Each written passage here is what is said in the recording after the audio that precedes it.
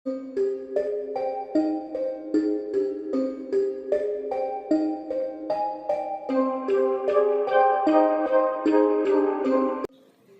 சினிமாவுடைய உச்ச நட்சத்திரங்கள் என்றால் அது கட்டாயம் சூப்பர் ஸ்டார் ரஜினிகாந்தும் உலகநாயகன் கமல்ஹாசனும் தான்.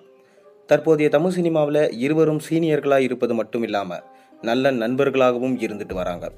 இவர்கள் இருவரையும் இணைத்த புள்ளி மறைந்த இயக்குனர் கே பாலச்சந்தர் என்றாலும் அதன் பின்னர் இவர்கள் நடித்த சினிமாக்களும் இவர்கள் நடிப்பில் வெளிவந்த படங்களும் நேரடியாக ஒரே தேதியில் வெளியாகி அவர்களது ரசிகர்களை குஷிப்படுத்தியும் அதன் மூலம் வியாபாரத்தை பெருக்கியும் முக்கிய காரணமாக இருந்தது. ஒரே நேரத்தில் இவர்கள் இருவரது படமும் ரிலீஸ் என்றால் ரிலீஸ் ஆக உள்ள 2 படங்களோட போஸ்டரும் ஒரே பெயர் மட்டுமே அப்படியே இருக்கும் என்றால் அது இசைஞானி இளையராஜா மட்டும்தான். அன்னக்கிளி படத்தில் அறிமுகமாகி இளையராஜா தமிழ் சினிமாவில் டாப் கியரில் வேகமாக சென்று உயரம் தொட்டது மட்டும் இல்லாமல் அந்த இடத்துல 2 சகாப்தங்களுக்கு மேல் தன்னை நிலைநிறுத்தி கொண்டார். 1991ஆம் ஆண்டு தீபாவளிக்கு கமல்ஹாசனோட குணா திரைப்படமும் ரஜினிகாந்தோட தளபதி திரைப்படமும் வெளிவந்தது. 2 படங்களுக்கும் இசை இளையராஜா தான். 2 படங்களின் பாடல்களும் ஹிட். 2 படங்களும் வெற்றி பெற்றது. அது மட்டும் இல்லாமல் 2 படங்களுக்கும் இருவரது திரை வாழ்க்கையில் முக்கியமான படமாக மாறியது. ரஜினி, கமல், இளையராஜா என இந்த 3 பேரும் தமிழ் சினிமா ஆளுமைகளும் ஒரே மேடையில் இருப்பதோ அல்லது ஒருவரை குறித்து மற்றொருவர் ஏதாவது கூறுகின்றார் என்றார் அவையெல்லாம் தமிழ் சினிமா ரசிகர்களுக்கு விருந்து தான். குறிப்பாக அவர்கள் மூவரும் பகிர்ந்து கொள்ளும் தகவல்கள் நன்மை மிகுந்த ஆச்சரியமளிக்கும் வகையில் இருக்கும்.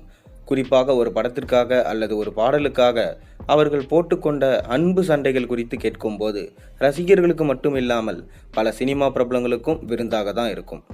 இப்படியான நிலையில் இசைஞானி இளையராஜா குறித்து சூப்பர் ஸ்டார் ரஜினிகாந்த் பேசிய வீடியோ இணையத்தில் வேகமாக பரவிட்டு வருது.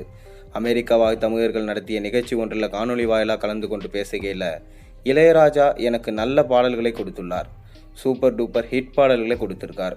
அதே போல் கமல்ஹாசனுக்கும் நல்ல பாடல்கள் கொடுத்திருக்காரு. ஆனால் இவையெல்லாம் ஒரு கட்டத்தில் அப்படியே குறைந்து விட்டது. எனக்கு ஒரு காலத்தில் பொதுவாக என் மனசு தங்கம் போன்ற ஹிட் பாடல்களை கொடுத்த இளையராஜா ஒரு கட்டத்துக்கு பின்னர் அப்படியே கமல்ஹாசன் பக்கம் சாய்ந்து விட்டார். கமல்ஹாசன் வேறு வேறு கதைக்களங்களை கொண்ட படங்கள் செய்வது ஒரு காரணமாக இருக்கலாம். ஆனால் தேவர் மகன் பாடல்கள் எல்லாம் எவ்வளவு அருமையான பாடல்கள் என பேசியிருக்காரு. இது தொடர்பாக காணொலி இணையதளத்தில் வேகமாக பரவிட்டு வருது. மேலும் இளையராஜா அவர்கள் முன்பெல்லாம் பெருந்தன்மையாக நடந்து கொள்வார். இப்போ அந்த மாதிரி இல்லை, ராயல்ட்டி கேட்குறாரு. இதனால் தமிழ் சினிமாவில் அவர் பேரை யூஸ் பண்ணி முன்னேறவங்க நிறைய பேர் இருந்தாங்க. இப்போ அது குறைந்து போயிடுச்சு. லோகேஷ் கனகராஜ் டைரக்ட் பண்ணிட்டு வரும் கூலி படத்துடைய பாட்டுக்கும் ராயல்ட்டி கேட்டிருந்தார் இளையராஜா. இதன் மூலமாக ரொம்பவே நான் மனமடைஞ்சு போயிட்டேன். அது மட்டும் இல்லாமல் சமீபத்தில் எடுக்கப்பட்ட மஞ்சுமல் பாய்ஸில் யூஸ் பண்ணியிருந்த குணா பாடலுக்கும் ராயல்ட்டி கேட்டு இருக்காராம்.